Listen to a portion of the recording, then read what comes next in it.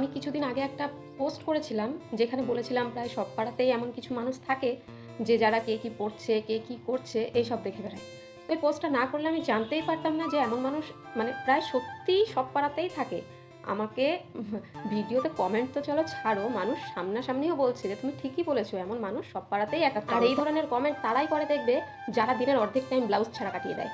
আবার এদেরকে কিছু বলতে যাও, দেখো বলবে আমাদের তো বয়স হয়ে গিয়েছে, আমরা তোমরা কি সমান? তাই জানোই যখন তোমরা আর আমরা সমান না, তবে তোমাদের সাথে আমাদের তুলনা করতে যাওই বা কেন? আমরা যদি বলি তোমাকে শাড়ি পরে ভালো লাগছে না, তুমি চুড়িদার পরো, জিন্স পরো, তুমি কি শুনবে আমাদের কথা?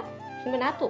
তবে তোমরা কেন চাও যে আমরা তোমাদের কথা শুনি? প্রত্যেকটা মানুষের আলাদা জীবন, আলাদা শরীর, আলাদা মন, আলাদা ইচ্ছে, আলাদা শখ। তবে কি করে তোমরা চাও যে তোমাদের ইচ্ছে মতো সবাই চলবে? সাজ পোশাক যার যার ব্যক্তিগত পছন্দ। আর আমরা এতটা খারাপ কিছুও করি না যেটা দেখে সমাজ আমাদের উপর আঙুল তুলবে। এইবার যদি কেউ কিছু বলতে আসো, তবে ধরে জিন্স আর হাই হিল পরিয়ে দেবো, তারপরে দেখবো কেমন লাগে তোমার। থাক বাবা, আর বেশি কিছু বলবো না, বলা তো যায় না কোন দিদিমা ঠাকুমার গায়ে লেগে যাবে। তারপরে দেখা গেল দা কুড়ুল বঠিনি আমার উপরে এসে ঝাঁপিয়ে পড়লো, তখন আবার আরেক বিপদ। বাবারে বাবা, থাক। আর এই যে কমেন্টে কিছু বলে যে ভিডিও এই পর্যন্ত, ভালো লাগলে লাইক কমেন্ট শেয়ার করে দেখা হচ্ছে নেক্সট ভিডিওতে। বাই। আরে বাবা, ভিডিও শেষ হয়ে গেছে, তাড়াতাড়ি বাড়ি চল। মেয়ে আবার কোথাও গেলে সেই জায়গার মায়া ছাড়তে পারে না দেখছি।